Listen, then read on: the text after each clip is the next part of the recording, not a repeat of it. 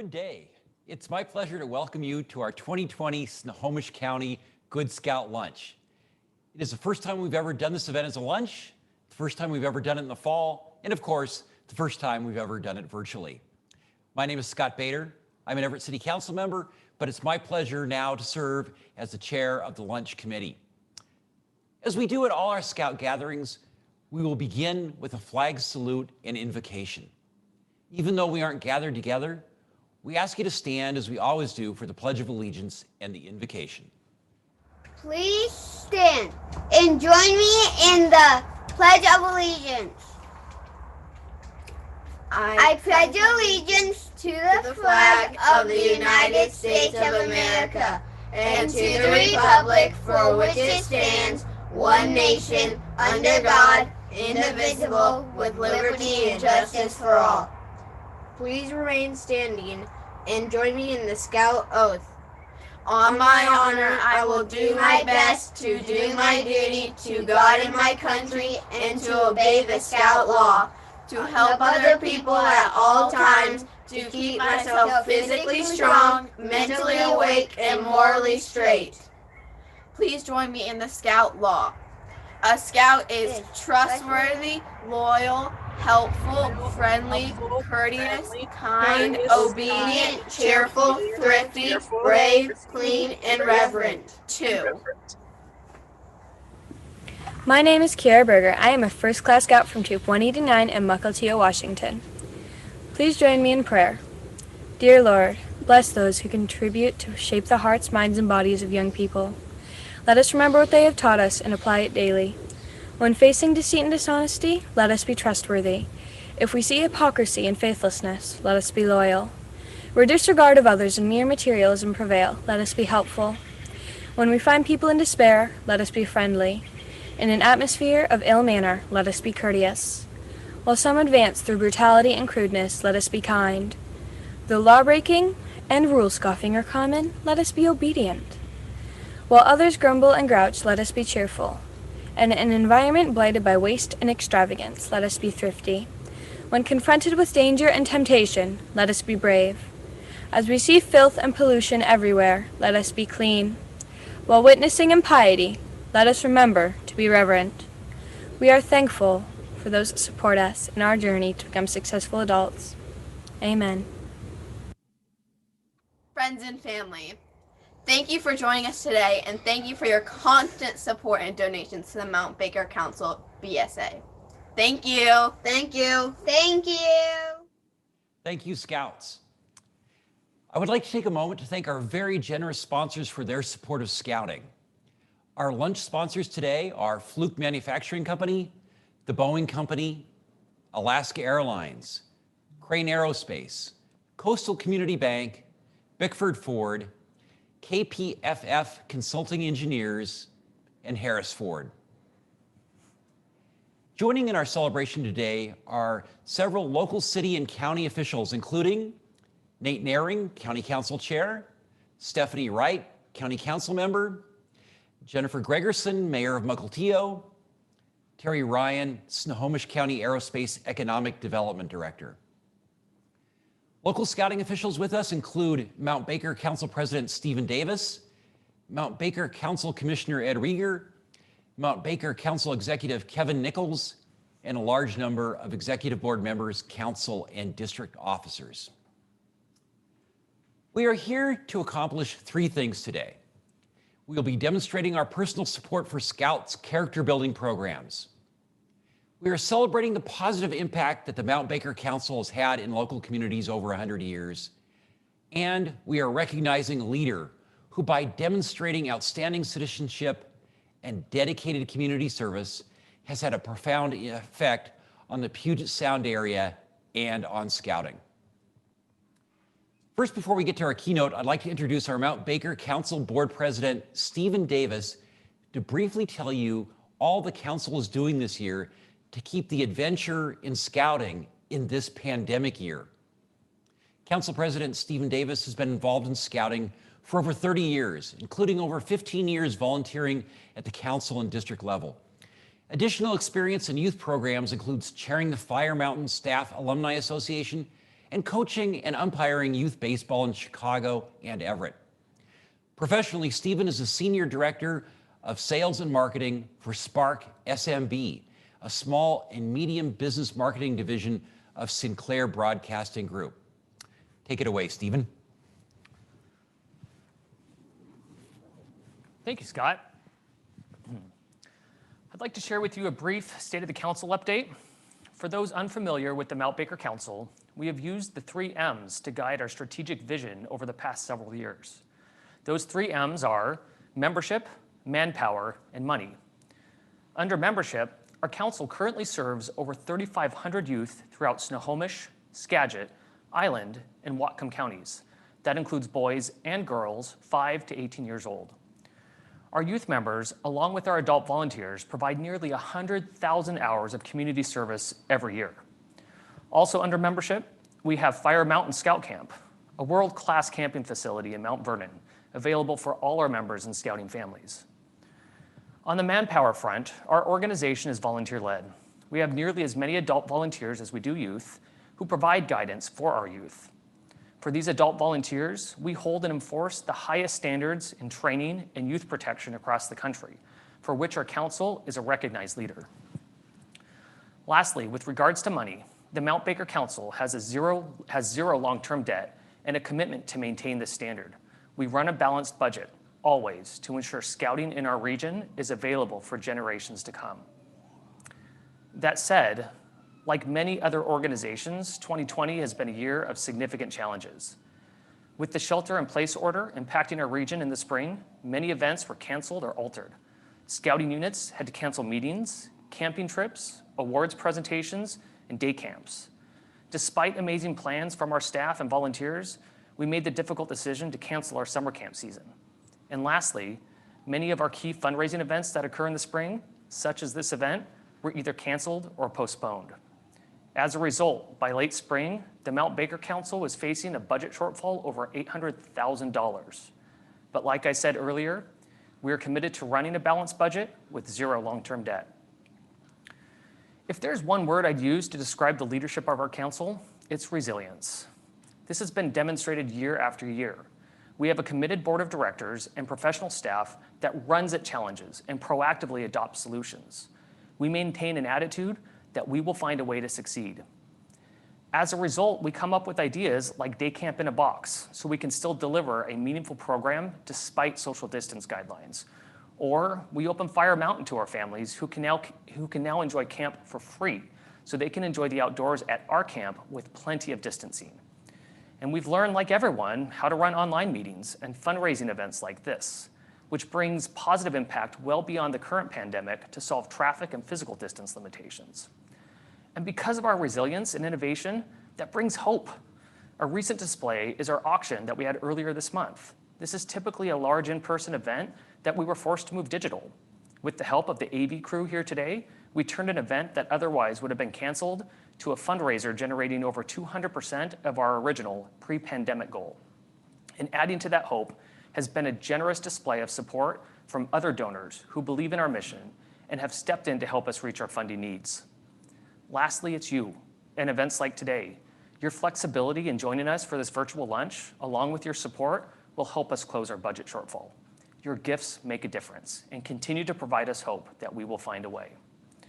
I'd like to end with a brief thank you to Scott Bader for chairing this event, to our professional staff for their countless hours, to our board and our unit leaders. We couldn't deliver our program without you. And to you, everyone in attendance, thank you for taking the time out of your day to join us for lunch. Please enjoy the rest of your program. Thank you. Thank you, Stephen. Now we'd like to move on to our keynote address. Our keynote speaker this year is Bob Donegan. Bob helps manage Ivers, a seafood restaurant company now in its 83rd year. In addition to Ivers, he's active at the Seattle Aquarium, the Seattle Chamber of Commerce, the Historic Waterfront Association, the Seattle Sports Commission, the Federal Reserve Bank of San Francisco, and the Chief Seattle Council of the Boy Scouts. His Eagle Scout card was signed by Richard Nixon. And having had the pleasure to meet Bob several times now, I can tell you he is just an extraordinary all-around individual, and you will hear a memorable and wonderful presentation. Welcome, Bob.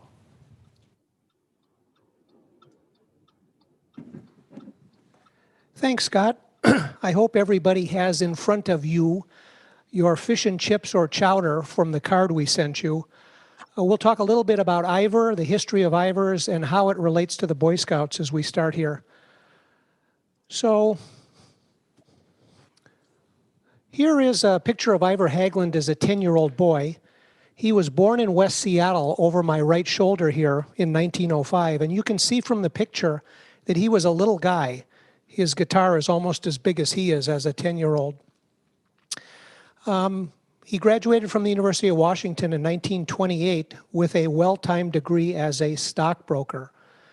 And when the Big Depression hit, he had to find something to do. He had visited cousins of his down on the coast in Seaside, Oregon, and they were dipping marine life out of the water, putting it in glass tanks and charging people a nickel to see it. He said, I can do that in Seattle. So on this pier in 1938, he opened one of Seattle's first aquariums. He was a marketing genius, and this slide shows him loading Patsy the seal in a baby carriage to take up to Frederick and Nelson to have her picture taken with Santa Claus, which of course the Seattle Times and PI covered on the front page. In addition to the aquarium, he opened in the southeast corner of the pier a fish bar where people could get fish and chips and chowder before or after their visit to the aquarium. If you look on this slide, you can see the sign for the aquarium on the far right side and the fish bar on the left side. He was soon serving more people fish and chips and chowder than in the aquarium, so he closed the aquarium, donated the marine life to Vancouver, British Columbia, and if you visit the Stanley Park Aquarium, those are the descendants of Ivor's original marine life. And he opened the Acres of Clams restaurant in 1946. Here it is. You can see that many of the buildings in downtown Seattle look down on the waterfront, and so he used the roof of the building instead of for heating and ventilating to disguise them as an octopus to advertise his restaurant. Ivor traveled extensively, and after a trip to Asia in the 60s, he came back and wanted to open Ivor's Roman Baths on a floating barge in Ballard. And Nick Nickerson, his real estate broker, said, Ivor, what's wrong with you? You can't open a floating bath. He discovered this site and encouraged Ivor to buy it. Do you recognize what it is? That's the University Bridge in the background and the I-5 bridge, and that's what the view looks like today. In 1969, he opened Ivor's Native Salmon House. Ivor died in January 1985. He had no children, so there were no heirs. He gave half of his estate to the business school at the University of Washington from which he had graduated, and the other half to the School of Hospitality over at Washington State. And if you visit those campuses, you will not find a building in his name or any commemoration of him. He didn't want recognition, he wanted kids to get educated. So his 5 senior lieutenants bought the company from the state starting in May of 1985. And today, this is what the company looks like. We have 5 different divisions, 3 full-service restaurants, the Acres of Clams restaurant shown here, the Salmon House, which I showed you before, and my favorite restaurant, which is in Jennifer Gregerson's neighborhood up in Mukilteo on the waterfront right next to the ferry terminal. We also have a couple dozen seafood bars, 2,000 square foot places where you can get your daily fill of fish and chips and chowder or grilled salmon and salad. This is the location down in Burien. In 1989, the boys bought Kid Valley. It was 4 fresh, made-to-order hamburger locations with fresh handmade milkshakes with whatever fruit was fresh in season. Today we have 5 open, plus Kid Valleys and all the stadiums. The third group is our chowder group, also based up in Mukilteo in a secret chowder plant. After about 3,000 people asked if they could buy our chowder to sell in their restaurants or their grocery stores, we began selling the chowder. We took an assistant manager out of one of the stores and made him the chowder sales king. And when Chris Lewark came back with his first big sale in his pocket, the boys fired him. The sale was to the Washington State Ferries, and they said, those people can't run boats. They're going to burn our chowder and ruin it. Well, guess who our biggest chowder customer is during the summer? It's the Washington State Ferries. We don't measure things the way anybody else does. We don't measure gallons or pounds. We instead say if you took every ounce of chowder we produced in 2019 and poured it in a 6-ounce cup and stacked them one atop the other, it would be as tall as 4,754 Space Needles. Our next group is our sports group. When the Mariners opened Safeco Field July 15th, 1999, we had one booth behind first base and one up behind third base on the upper level. And that's grown into 31 locations in all the stadiums in the region. And in every stadium where we participate, we're the highest volume vendor. So if the Seahawks were playing at home this weekend, of the 64 food booths at CenturyLink Field, our 6 booths would be the 6th highest volume booths in the stadium. So a first lesson for us is we revere our history. We pay attention to it and we learn from it. A second lesson we know is the most important determinant of success for Ivers is cheerful employees.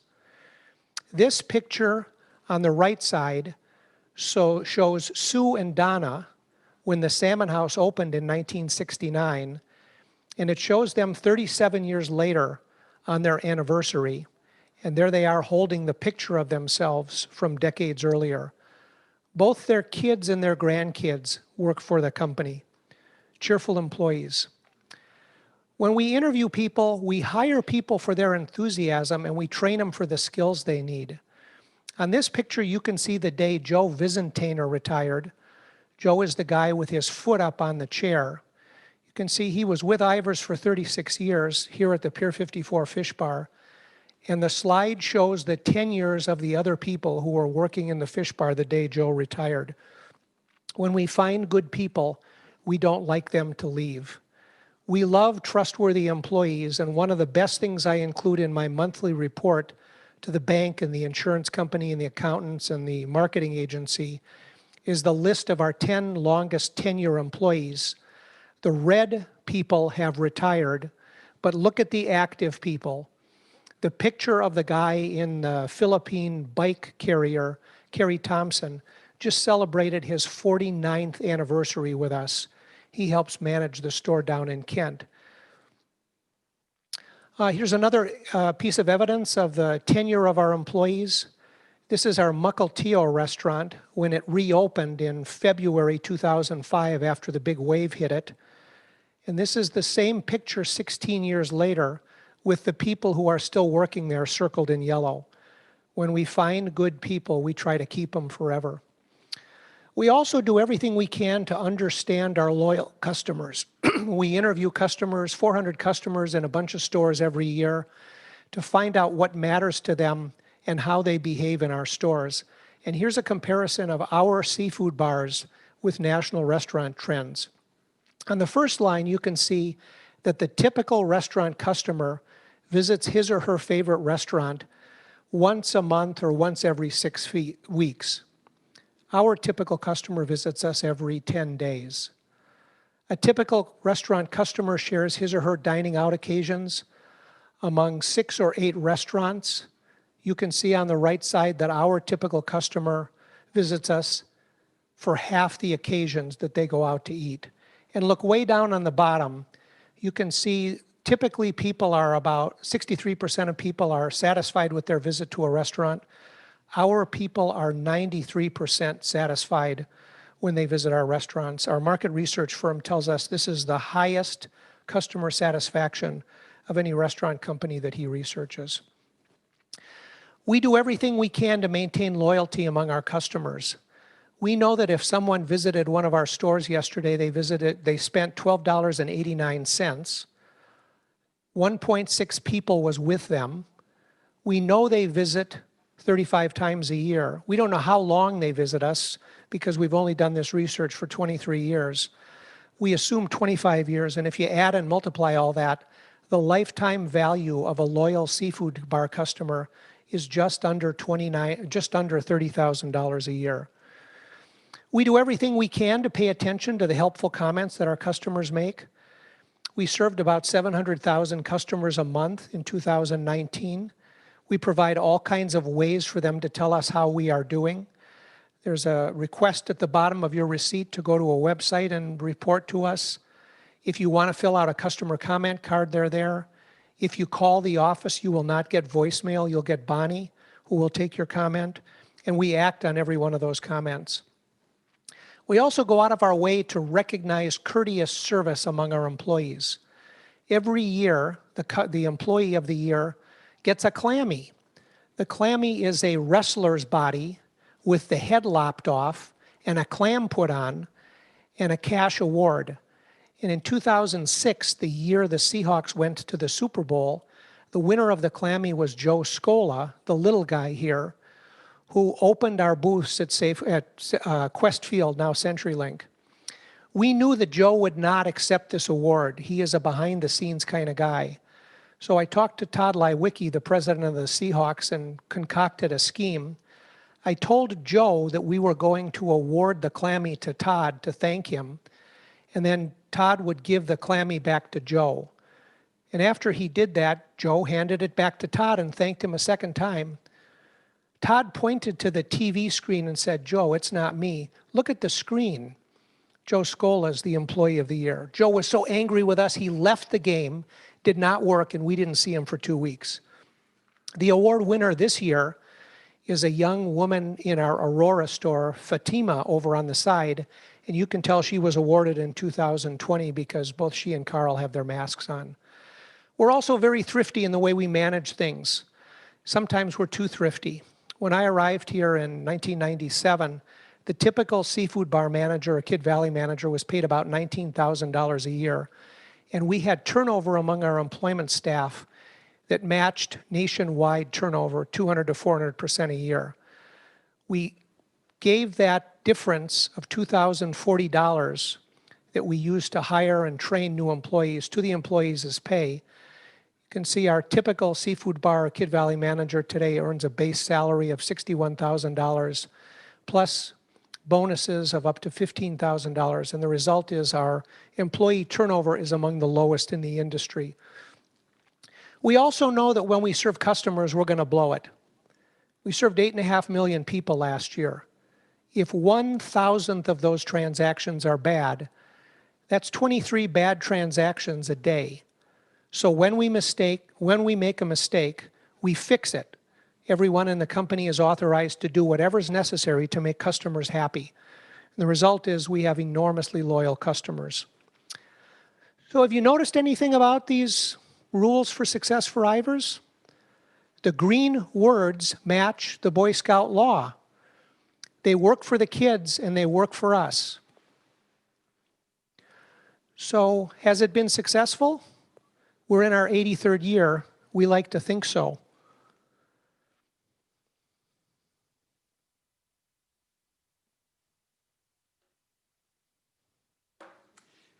Bob, I want to thank you very much for a wonderful, inspiring keynote.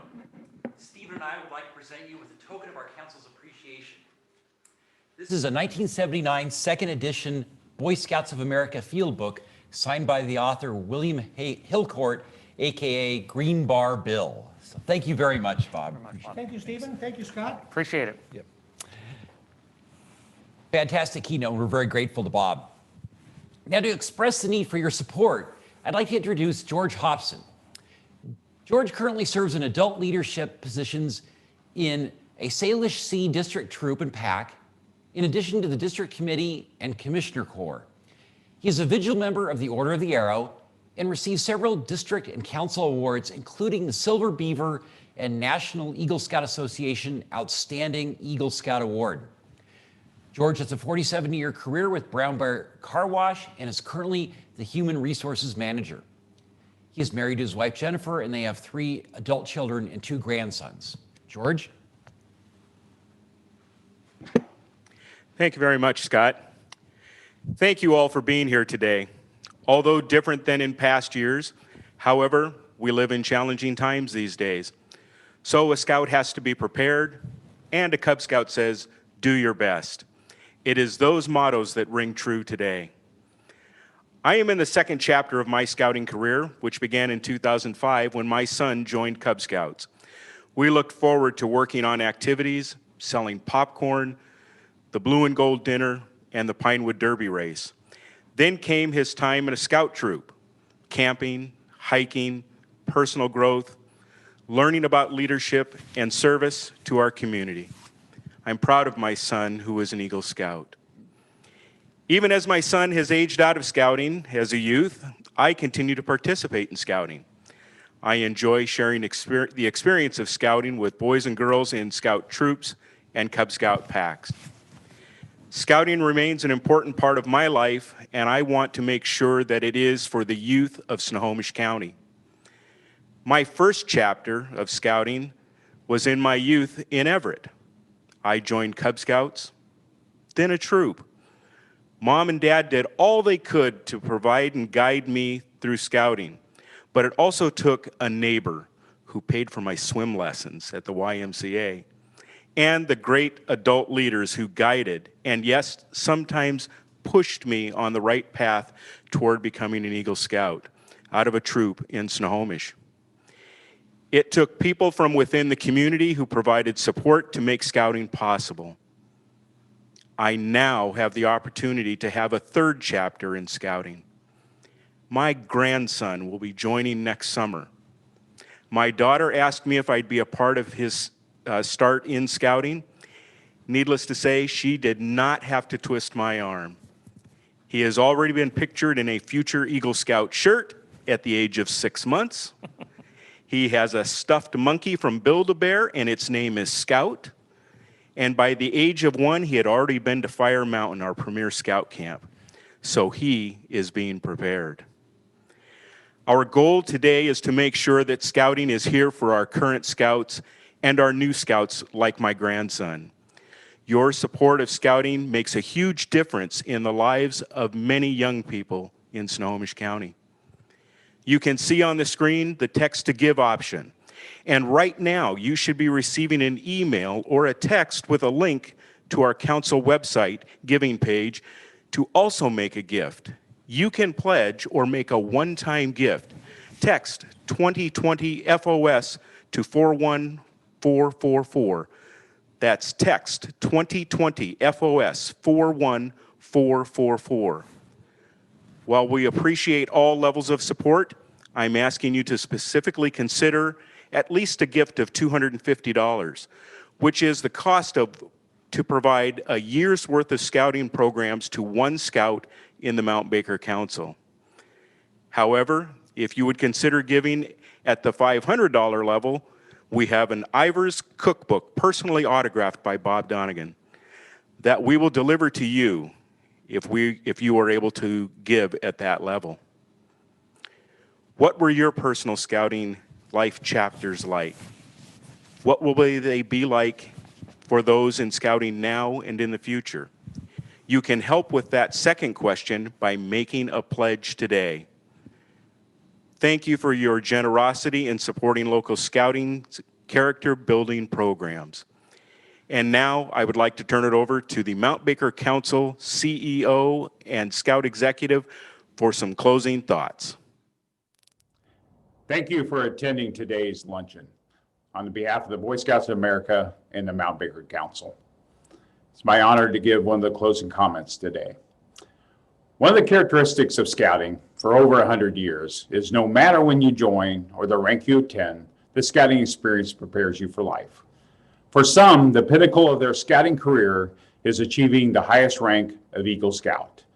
In 2019, the BSA gave girls ages 11 to 18 the opportunity to join our Scouts BSA program and begin their own trail to Eagle, potentially joining the 2 million plus boys that have achieved the pinnacle since 1912. The girls are breaking a barrier that has been around for more than 100 years. These are historic times for the Boy Scouts of America movement. We want these young women to enjoy the journey to the rank of Eagle Scout and share the joy with other young women across the country of being part of the inaugural class of female Eagle Scouts as of February 2021. I'm proud to announce to this audience of scouting supporters that the Mount Baker Council will have at least one member of the inaugural class in February with the recent approval of Molly McKinney of Marysville Troop 80 by our volunteer Eagle Scout Board Review Committee last week. Molly, a Fire Mountain Scout Camp staff member, recently completed the 21 required merit badges, earned over a total of 40 merit badges, and completed her Eagle Scout service project with over 370 total person hours to a local Marysville project. We are so proud of her accomplishments, especially as she joins her older brother, who became an Eagle Scout in 2010. In fact, the entire family is involved in the BSA as members and leaders. Now, we're also aware that at least 2 other girls are close to finishing the requirements for Eagle Scout rank, and hopefully will be joining Molly as part of that initial group of female Eagle Scouts. I want to thank you for your support of this fun, exciting, and our leadership program for young people of our communities. Your gifts and leadership enables our council to deliver the mission of venture and community service to thousands of young people just like Molly. Good day. Thank you, Kevin, for your encouraging words. Thank you, Stephen, for your stalwart leadership in these trying times. Thank you, George, for your inspiring ask. And thank you again, Bob Donegan, for a wonderful keynote and all you do for Scouting. I'd like to quickly thank our 2020 Planning Committee for the lunch, Scott Bader, myself, obviously, Charlie Elkins, Julie Morse, Steve Mueller, John Clinton, and Brian Lechner. Again, thank you for joining us today and for supporting Scouting in 2020. And we hope to be able to be with you in person in April 2021. Thank you.